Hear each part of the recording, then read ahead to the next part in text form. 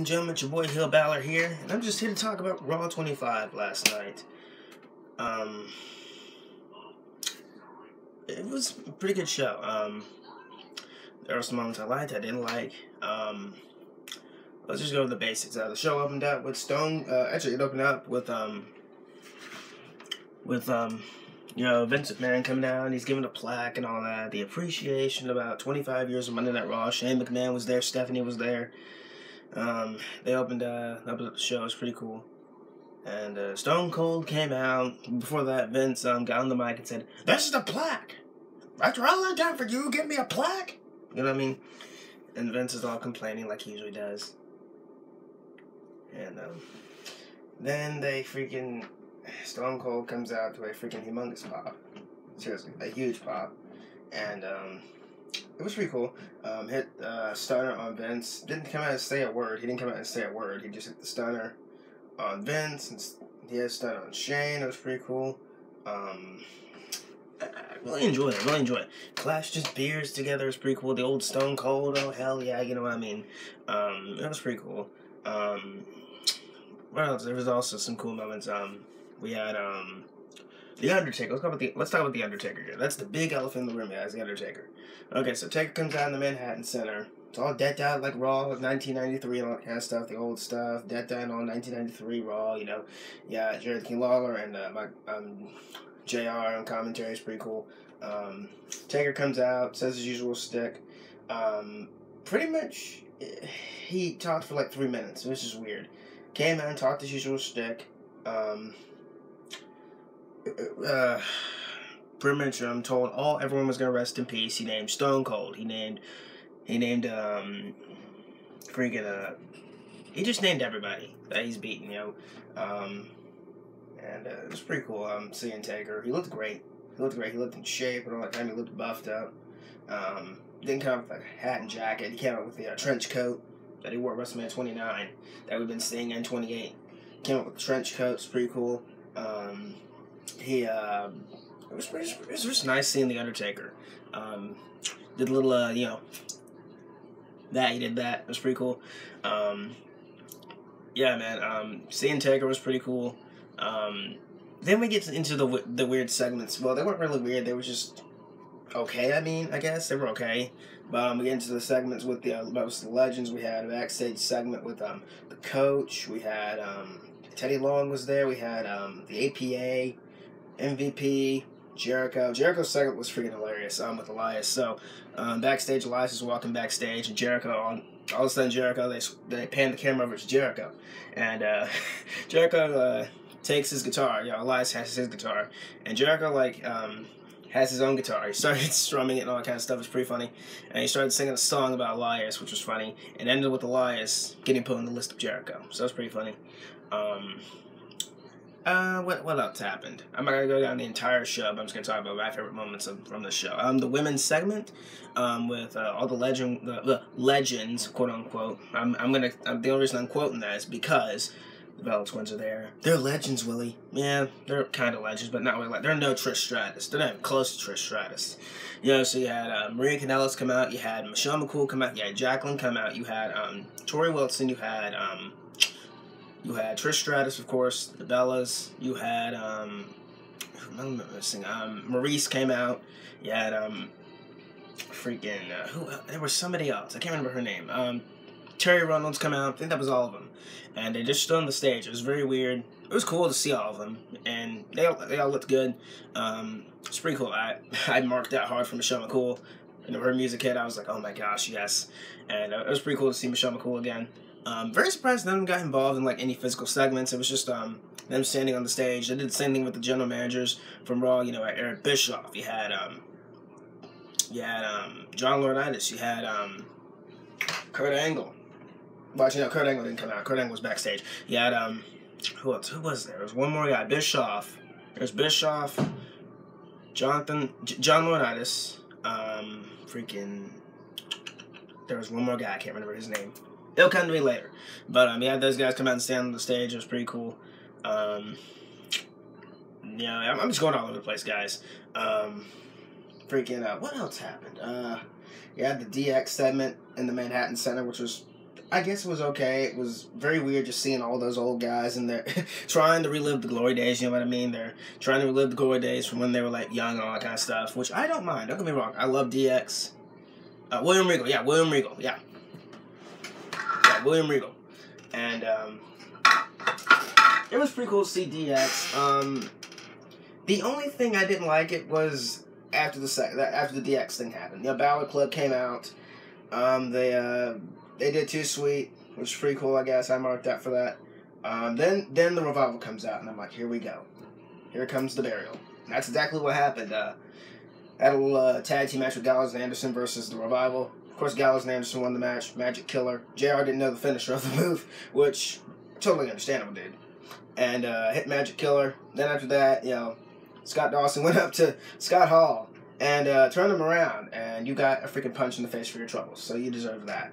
You caused your own burial, alright? You caused that, alright? And, my gosh, it was so sad seeing the Revival get destroyed, like, yeah, it was so stupid. But, you know, it's pretty cool. I marked out for Shawn when he hit Switch In music in the pedigree from Triple H and all that kind of stuff, and Balor hit the coup de grace to end it all, you know, that was pretty cool. Freaking, why? Why'd you have to do that tonight? Why'd you have to do it? Why'd you have to do it like that, WWE? Why? Then you had the APA backstage and the little poker game. It was pretty funny. You had MVP, you had Jeff Hardy, you had the Usos, you had just so many other people, man. I can't even go off of them, man. It was just so cool.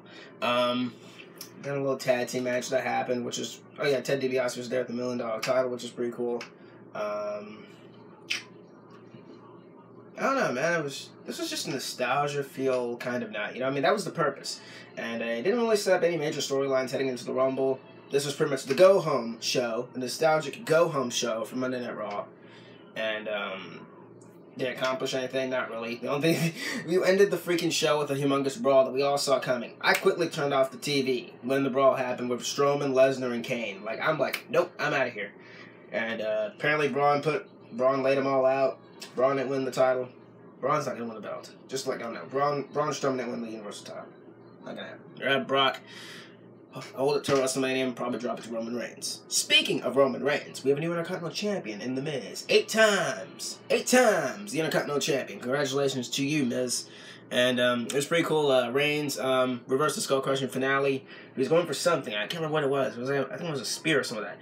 Miz moved out of the way. Reigns hit his head on the exposed turnbuckle. Skull Crushing finale.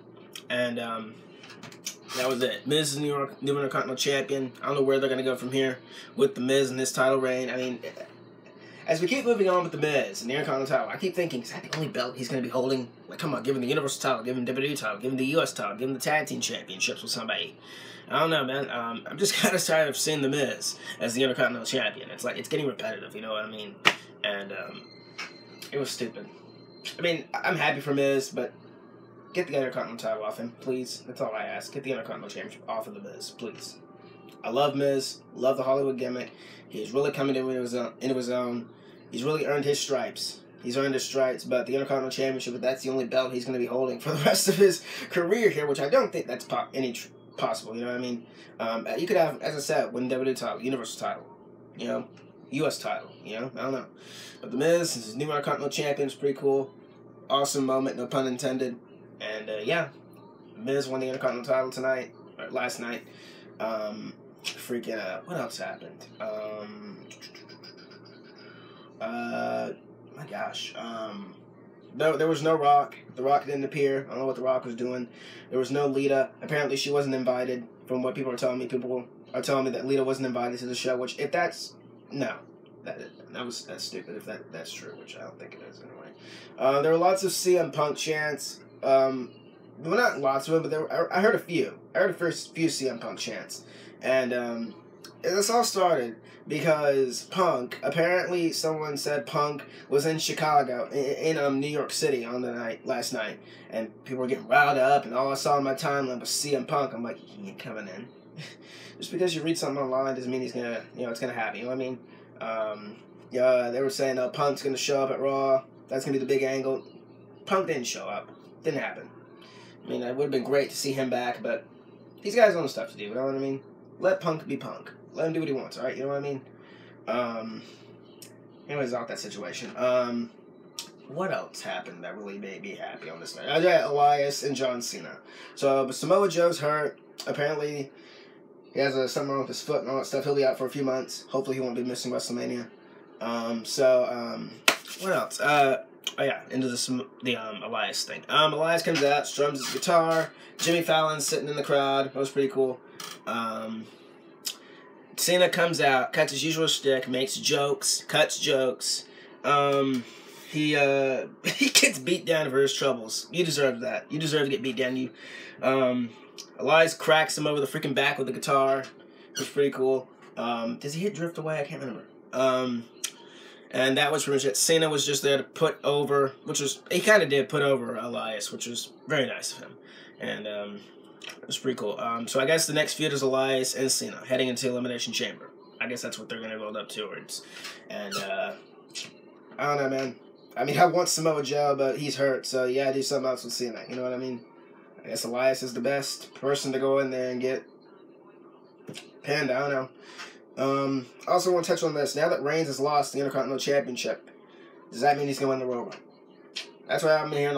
That's what I'm all hearing. My timeline last night was going insane. Heck, I was going insane. I'm like, now he's lost the Intercontinental Championship. And AJ Styles got interviewed by Mean Gene Okerlund. That was pretty cool. I enjoyed that. I mean, wasn't really anything special. AJ was just there. Holding the WWE Championship was pretty cool. It really didn't, to me, it didn't accomplish nothing. I mean, it was cool seeing Mean Gene Okerlund there. And it was cool, but just wasn't really interesting. I mean, I thought something was going to happen with that segment. It was just weird. Styles just talked. That was it. That was it. That's all we saw of the WWE Champion.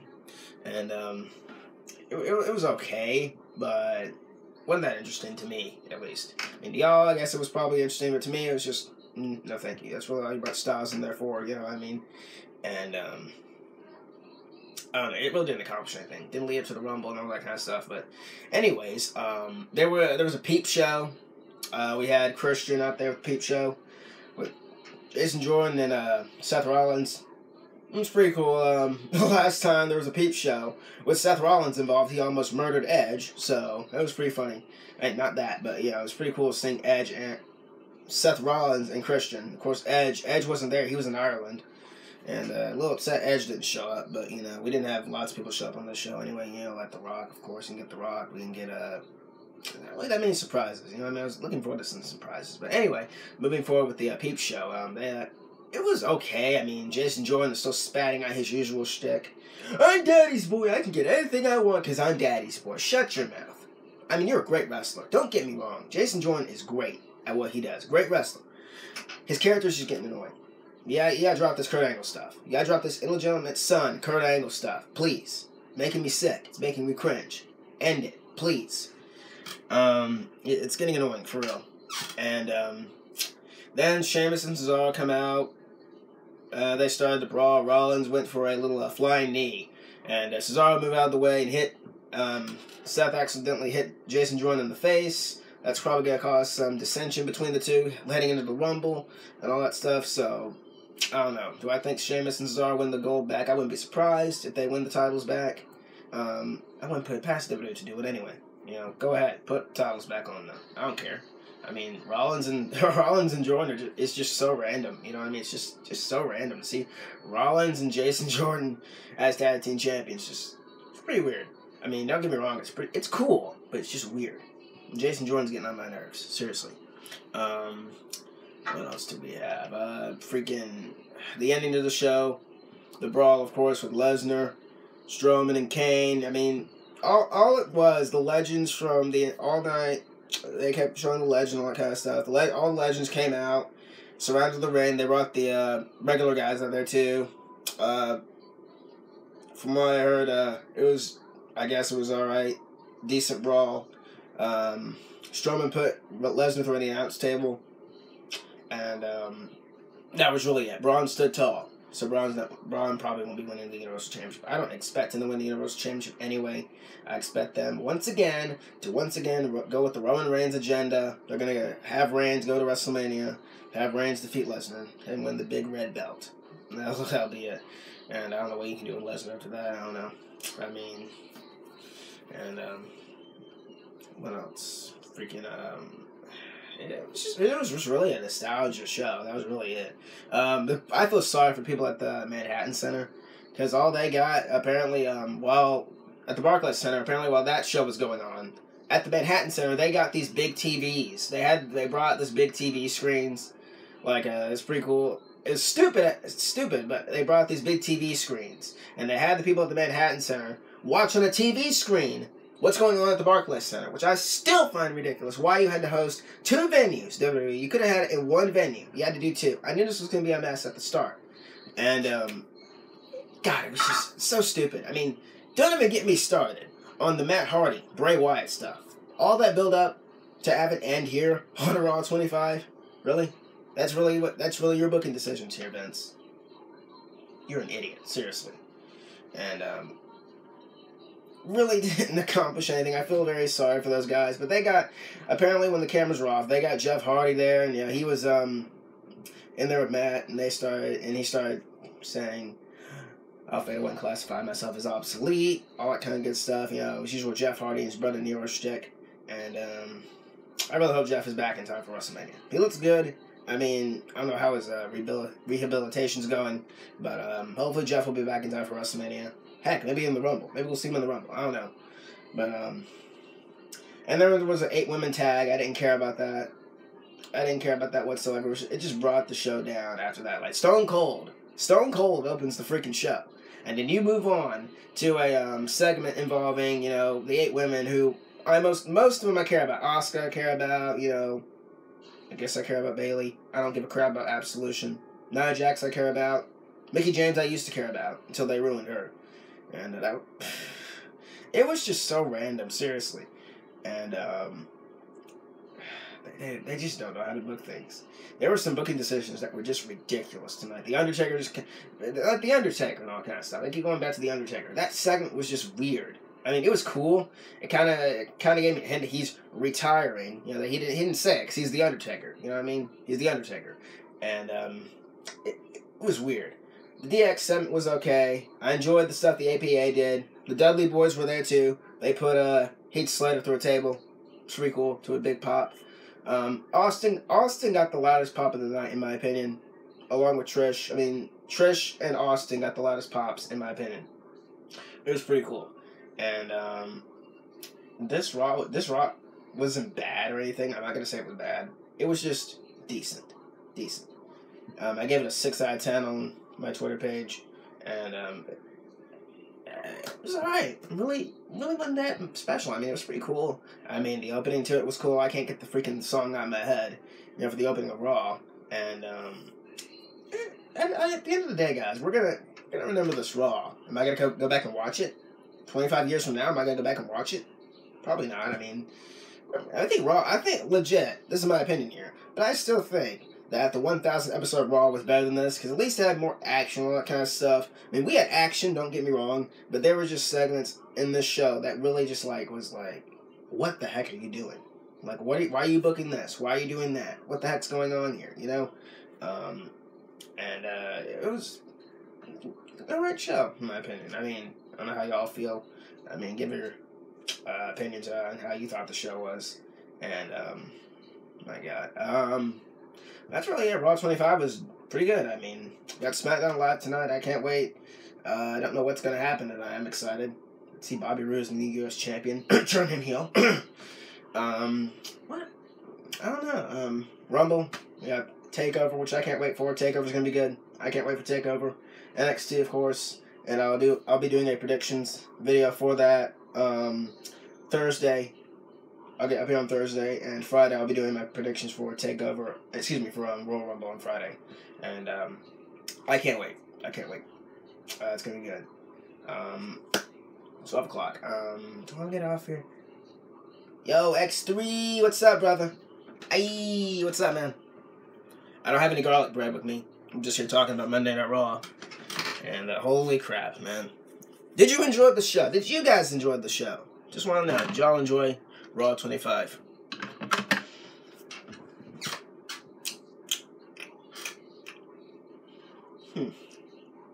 And still a little bummed out we didn't get Lita for The Rock. I mean, I really would have loved to see The Rock come out. Like, at the Elias segment, back to the Elias segment, I actually thought they were gonna, I enjoyed it, but it was low-key underwhelming. Yeah, that's what I think, too. I mean, it was just a nostalgia-filled show, you know what I mean? That was the purpose of Raw 25. That was it. And in my opinion, I think Raw 1000 was better than this show. Because at least Raw 1000 was building up to some storylines. This night was just okay at best. I mean, you know? It was, you know what I mean? And, I was kind of hoping we would see some... For a go-home show, it was decent. Yes, it was. I mean, let's see what SmackDown does tonight. Good starter, had weird segments, 5 out of 10. I gave mine a 6 out of 10. I mean, that's just me. I mean, I'm not really the nostalgia kind of guy, because I wasn't really around in 1993. I was 96, and I started watching wrestling in 2007, so I started watching a good year, you know what I mean? But it was so cool to see all my childhood heroes come back on my TV screen, and it was pretty cool. Yeah, yeah. And I kind of wish they had The Miz lose. I mean, I love The Miz, don't get me wrong, but Reigns is Intercontinental Champion. You could have, like, gone with that to WrestleMania. You could have got the match over with. Could have gave Reigns both belts. Whatever. I mean, I don't care. We all know what's coming. And now that Roman's lost the freaking title, it's really making me nervous that he's going to win the Royal Rumble. Do they have the freaking grapefruits to have him win the Royal Rumble in the same city that he won it years ago? I wouldn't put it past this company. I would not put it past Vince McMahon. Cena is what he is. But, I think my lunch is here. So I'm going to get off here, guys. I hope you enjoyed the little review thing I did here. I might come back later tonight and talk about SmackDown Live. And, yeah, I'll see y'all later tonight for SmackDown Live. Please enjoy the video. I hope you enjoyed it. Please hit that like button down below. Subscribe for more videos like this one. Follow this guy on Twitter, @HeelBalor. Until next time, cheers sweet and peace.